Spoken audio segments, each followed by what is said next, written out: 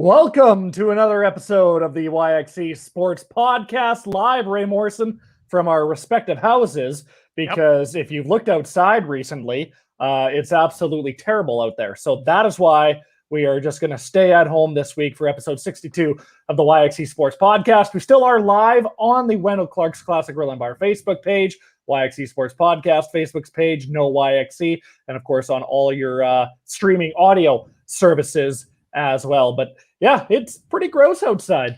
Well, our drop date, of course, is March 29th. That's the date of the store. March 28th, you were in my backyard. We were socially distanced 24 hours ago on a 17-degree day.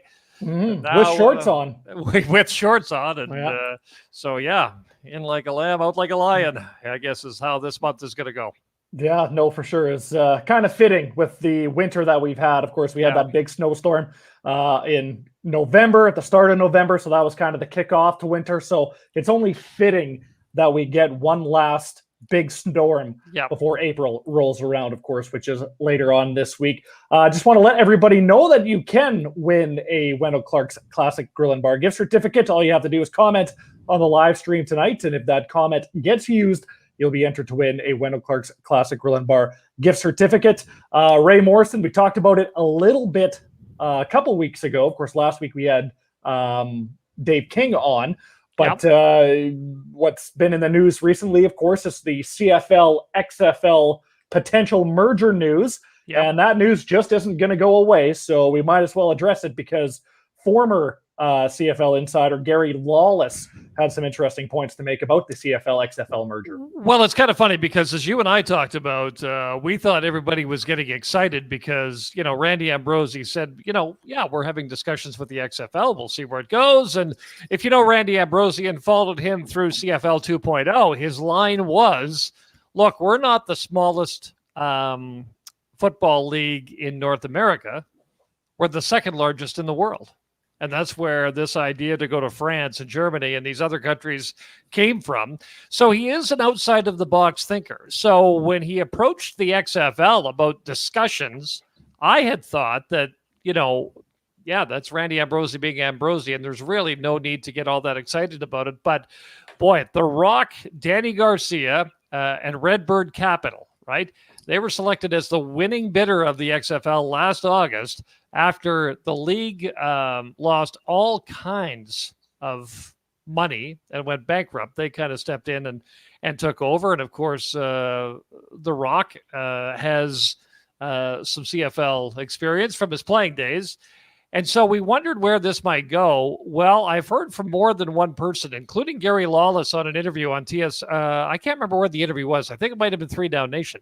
But between that and TSN.ca, there could be a little more to this than perhaps I first thought a couple of weeks ago, that, these are more than just, hey, let's promote football on both sides of the border. Something transformational could be happening. So I was a little bit misguided on that point, but I've heard from a couple of people that, this chatter about maybe 4 down, but Canadian field football could be a thing, right. Or, there's all sorts of questions, though, Matt, that I still bring to the forefront on this thing is, what type of year, when on the calendar year are you going to play? Because we know that on this side of the border, you can't go against the NHL playoffs. You start playing football in, March, April, May.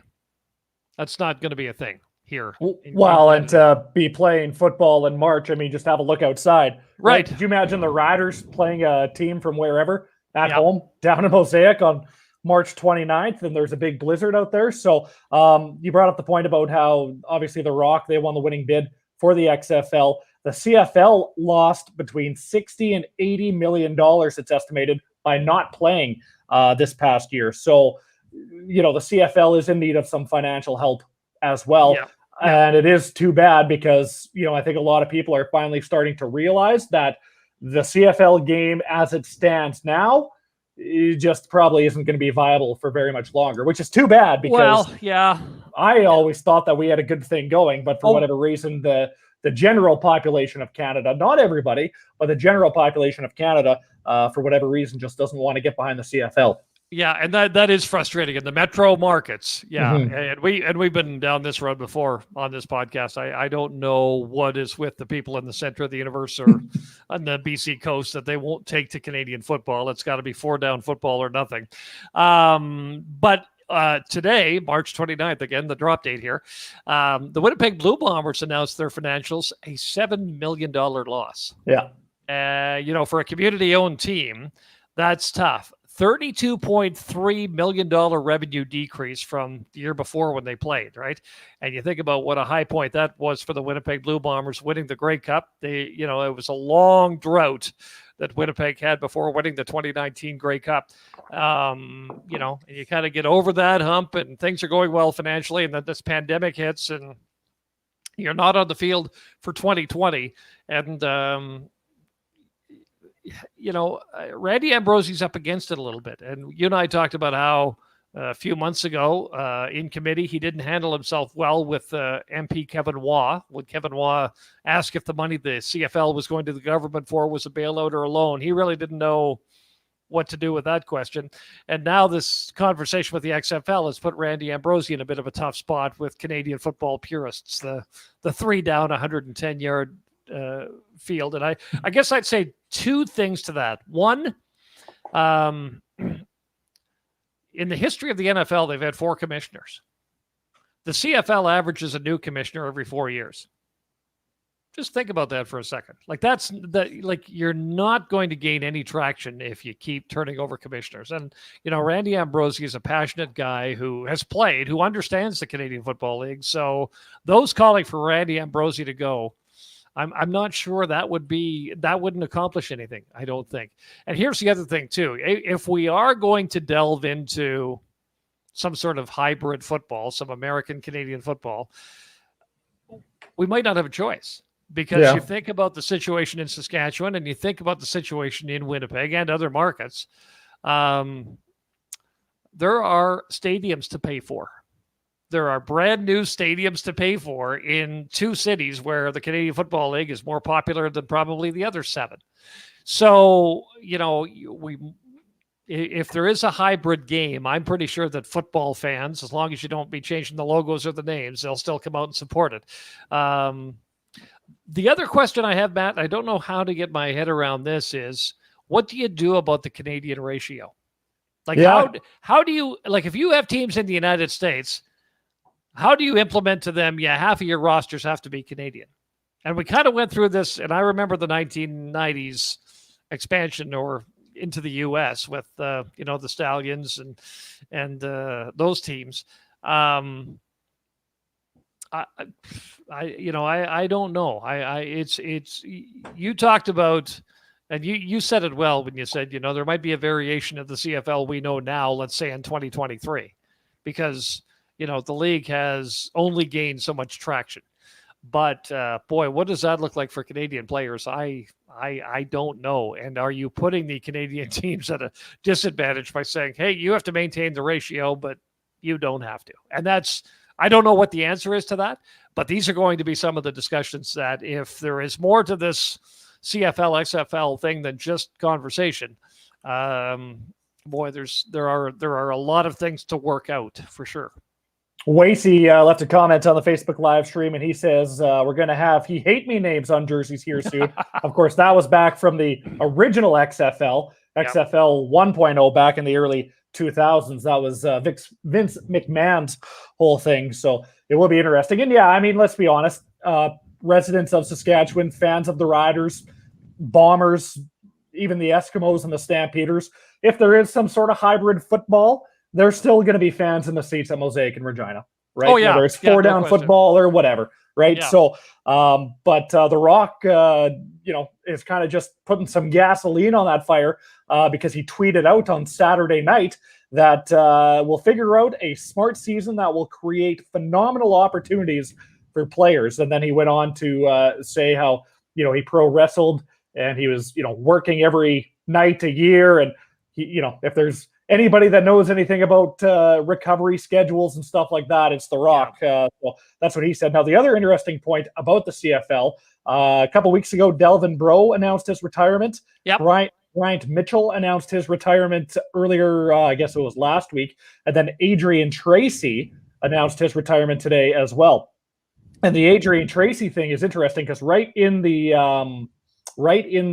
article that I read, Adrian Tracy said, it wasn't all COVID related, but there was some uncertainty there in terms of how a 2021 season would look. And I just can't afford to be sitting around waiting around. So, there might be a little bit of, that could have happened with Bro and Bryant Mitchell too. I don't know the exact stories behind those two, but it's not good when these players and higher quality players are retiring because, these players have come out and said it's just too uncertain for us, which again makes me think that the CFL doesn't really have a plan, or they're not communicating that plan to the players.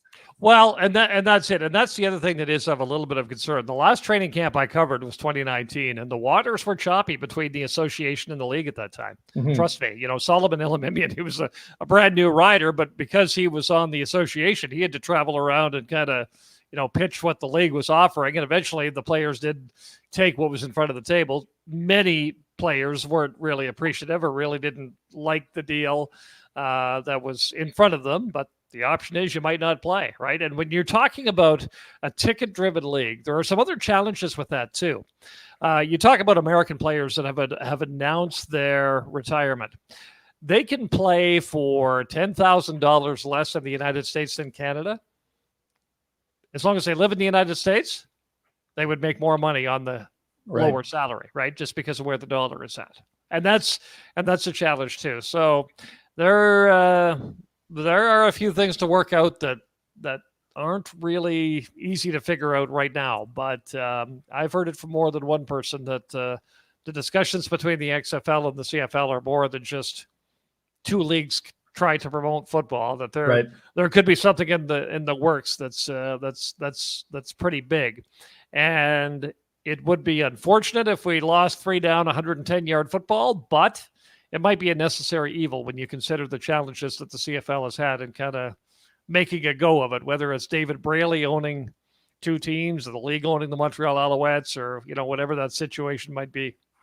Joe Peterson thinks that a CFL-XFL merger would be awesome. It does have potential. I mean, it's intriguing when you look at it, right? So we'll have to keep our eye on it and see where it goes. But a little CFL news for this March and April. So that's kind of what's new in the CFL-XFL world. Moving on to the National Hockey League. If you're a hockey fan, this news probably took you by storm last week. NHL official Tim Peel was caught on a hot mic basically admitting that it wasn't much of a penalty against Nashville, but he basically wanted to, call a makeup call.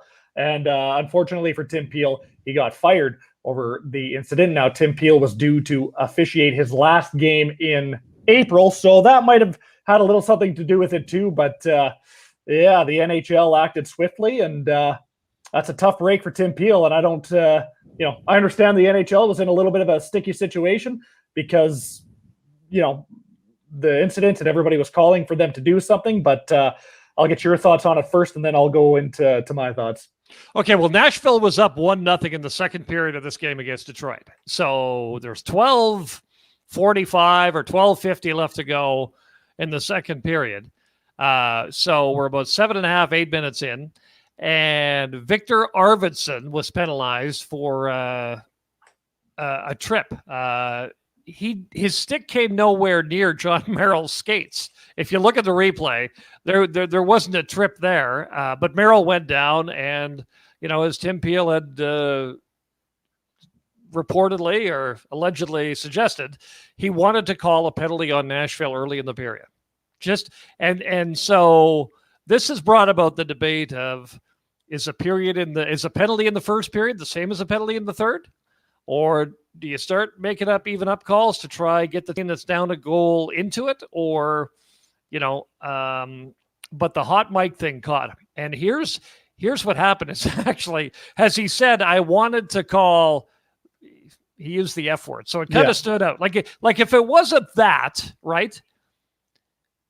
He said, I wanted to call a bleeping penalty against Nashville. Right. Yeah. And then the hot mic went off. Yeah. The hot mic went off, and it was on the broadcast.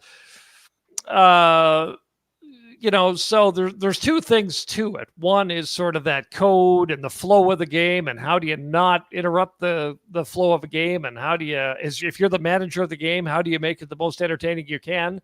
Not that you should be doing that, but you want to make sure that both teams have a chance to showcase their stars, and you want to make sure that the game is the game, right? And so that was one of the points I think that some were trying to make.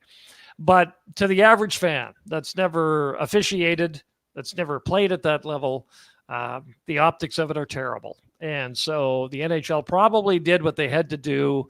But having said that, I would suggest that this probably isn't anything new. I think the hot mic caught him. But I think that if you look at some of the banter and chatter that used to go on in the NHL with referees and players 15, 20, 25 years ago, it's probably not the same now. And, in also in this day and age, there's lots of questions about the integrity of the game.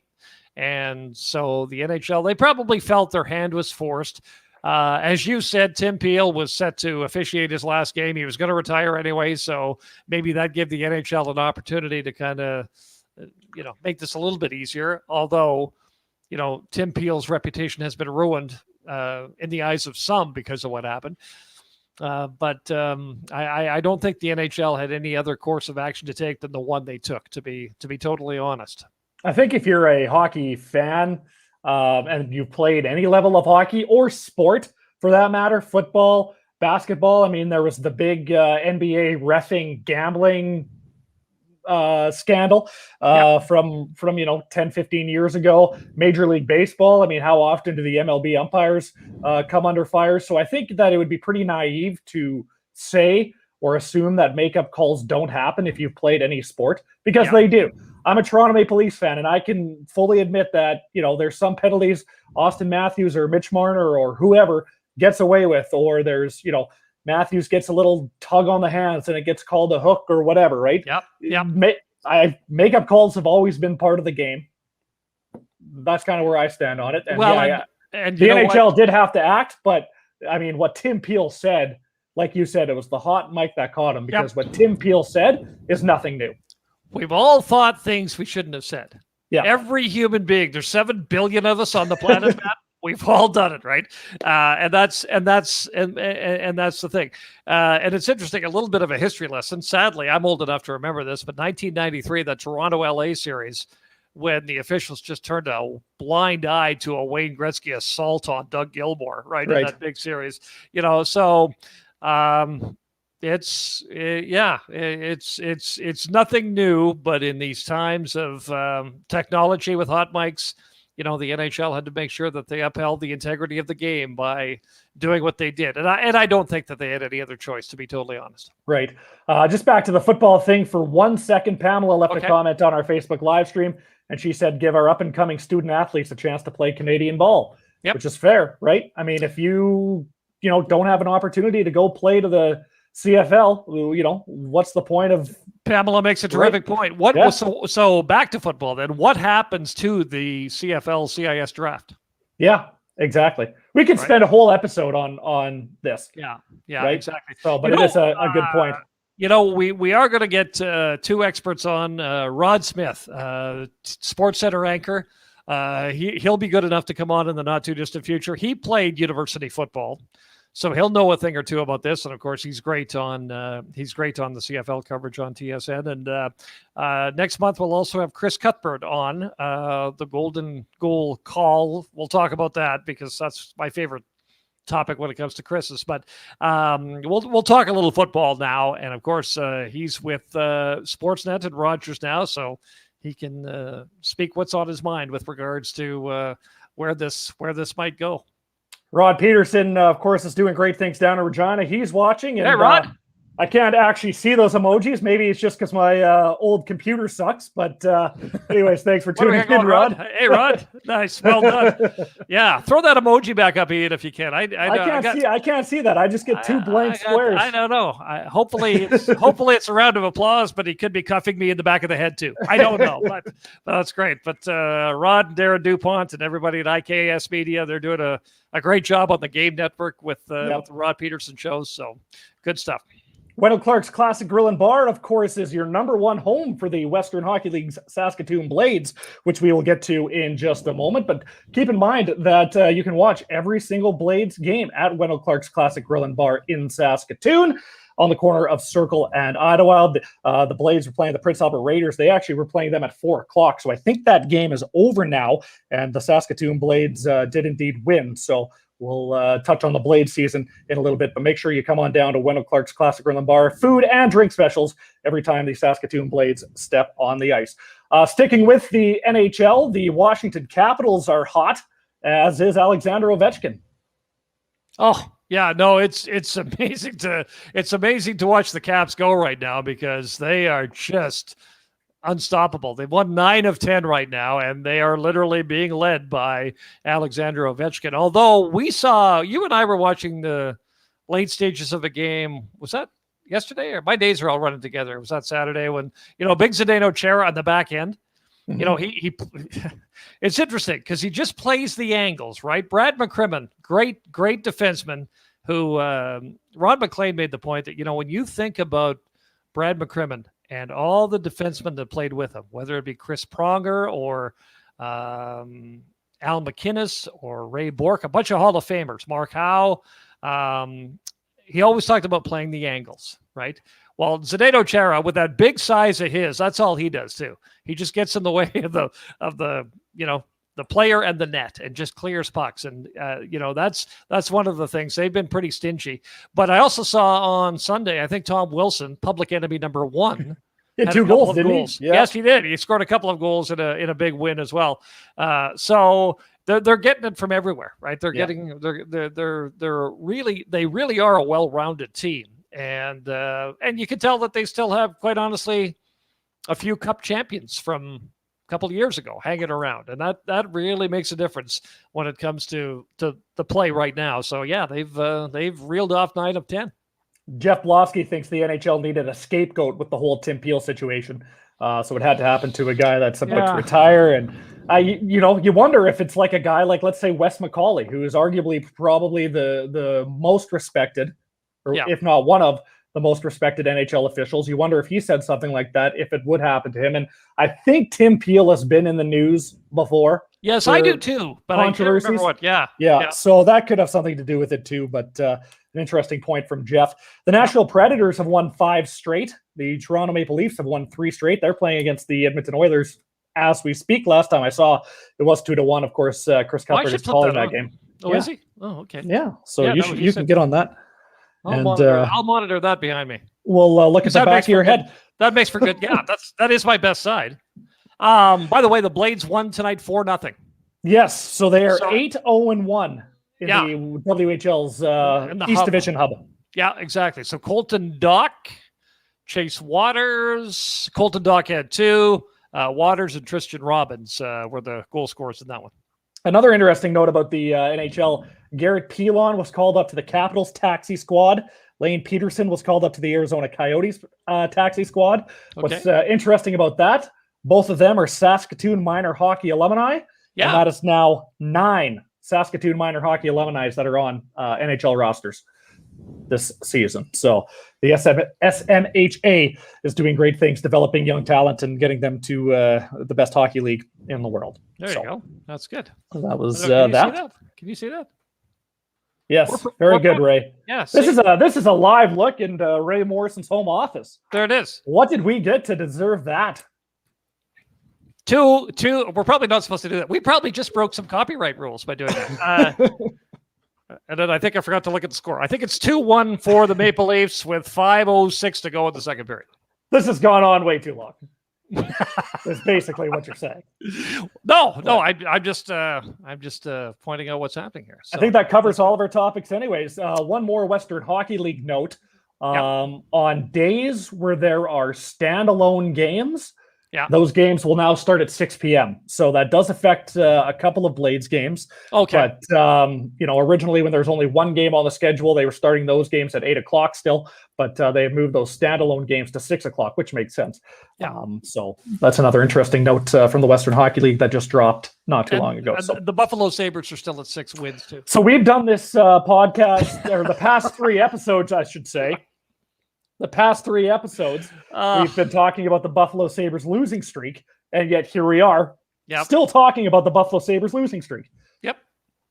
Oh, and it is incredible. And now Taylor Hall has basically openly admitted that, if an opportunity came to get out of here, I would take it. Yeah. And then Stahl's gone. That's I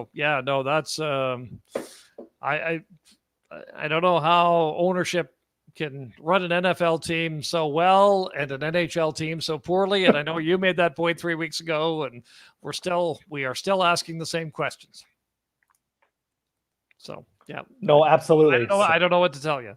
Well, it was interesting. So Eric Stahl, of course, went to your Montreal Canadiens. Yep. Another note about that is that they changed the quarantine rules from 14 days to 7 days. So that might make for a little more exciting of a trade deadline. But one of the questions Eric Stahl was asked was, so you're in Buffalo, what's going on in Buffalo that has made this so bad? And Eric Stahl said, hey, that's not for me to figure out anymore. So I get the sense that nobody is enjoying playing in Buffalo. And I think if you're general manager Kevin Adams, you just got to fire sale the whole thing, right?